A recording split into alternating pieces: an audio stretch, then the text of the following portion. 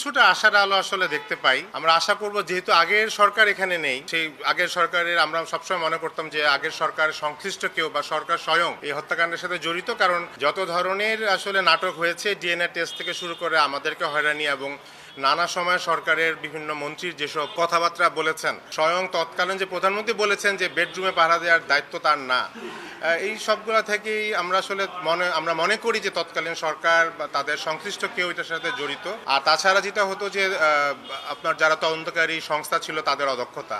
কিন্তু সেটা যদি হতো, সরকার যদি আন্তরিক হতো, তাদেরকে দিয়ে 12 বছর ধরে ইনভেস্টিগেশন চলতো না। র্যাবের মতো একটা বাহিনী যারা আসলে তদন্ত প্রক্রিয়ার সাথে খুব একটা জড়িত না, যার ফলে আমরা মনে করি যেহেতু সবকিছুই পরিবর্তন হয়েছে, কিছুটা আশার আলো আমরা দেখতে পাচ্ছি। বাট সম্পূর্ণ আসলে এতবার আমরা আশা ভঙ্গ ঘটেছে, যার ফলে আমরা আশাবাদী হওয়ার মতো কিছু পাচ্ছি না যতক্ষণ পর্যন্ত না আমরা তদন্ত রিপোর্টে কি আসছে সেটা জানতে পারছি।